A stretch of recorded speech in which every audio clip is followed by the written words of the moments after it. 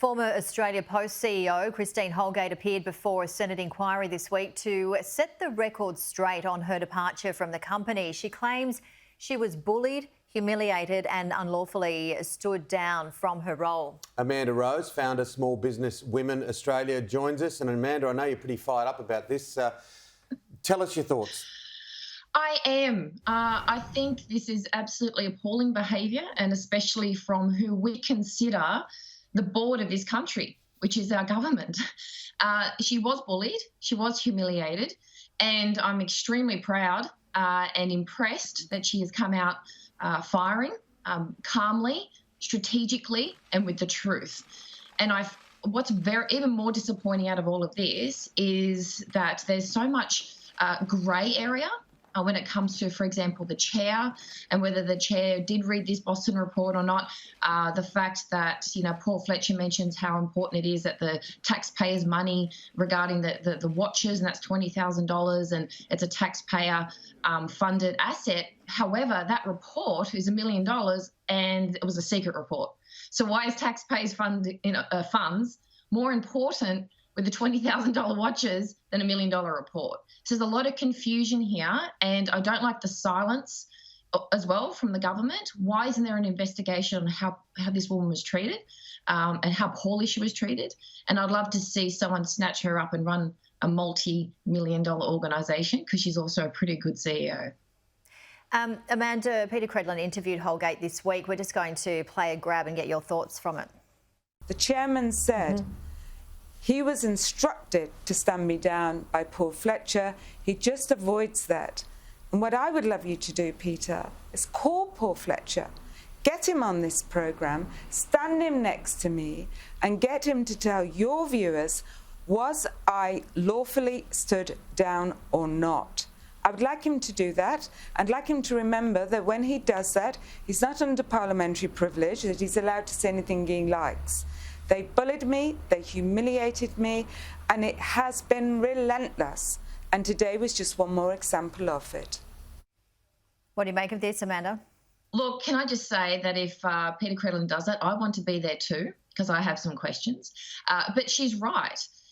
Why is this being brushed under the rug? She was humiliated, she was bullied, and if she was instructed by Paul Fletcher or someone in government to be stood down, is that correct? Is that lawful or not? She claims it's an unlawful, firing. Then where's the investigation in that? There was an actual investigation on the watches and she was cleared. She did absolutely nothing wrong. Everything was done by the book. However, her being stood down, again, another grey area, and it's, this person said this person said that, then do an investigation. This is a taxpayer funded asset. We have every right to know exactly what's going on, not just with the watches, but with everything else. And she was bullied and humiliated. She did get humiliated in Parliament by the Prime Minister, who refuses to apologise, which is also very disappointing. When a situation like this happens, what we need is leadership. And from my perspective, and I'm sure many others, Christine is the only person that's come out in this as a wise leader.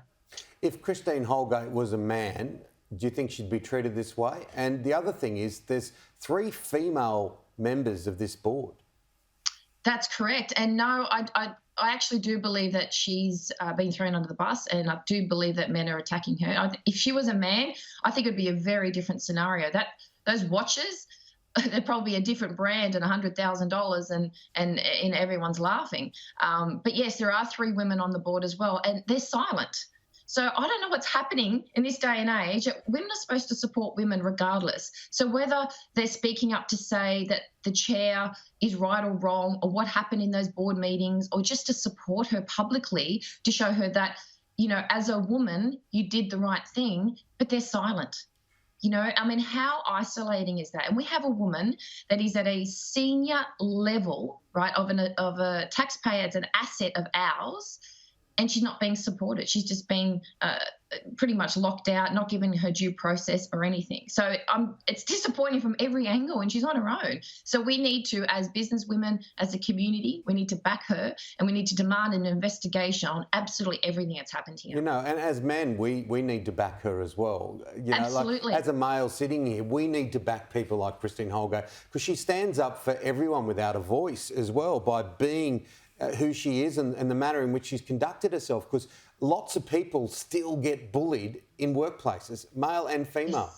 Yes, that is true. And I do encourage people to read her submission to the Senate and also the Peter Credlin interview, everything, to see how much passion that Christine has for small business and what she was trying to do to fight for the small business community. And yes, bullying does happen everywhere, and we need more people to step up and say no.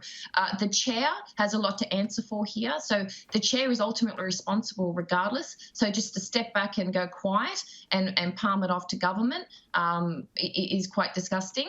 And the fact that this report, what I can't understand is if he did not read this report, which is what he claims to do, why would you have confidence in him as a chair? Because this report is crucial in the strategic direction of a government asset. So if he didn't read it, is he qualified, or is he experienced enough or wise enough to be chair if he didn't even read a report that's that important? So either way, there needs to be someone taking the lead here, and it looks like it's Christine. So, Amanda, if we wind back the clock, what would you do in this situation? How would you have handled it? Oh, I think, let me tell you, I'll do exactly what Christine has done. I will not be bullied in any way. What I would love, I'd love to be a woman on the board backing her right now. So if I can do this and back her this way, so be it. But I definitely would do the exact same thing, because gone are the days where we're just silent, when we're bullied, humiliated and pushed out, when we've done absolutely nothing wrong. This is the key here. She's done nothing wrong, yet she's been absolutely vilified and victimised for doing her job and doing it well. Absolutely. Amanda Rose, founder and CEO of Small Business Women Australia. Always wonderful to have a chat. Thanks for having me.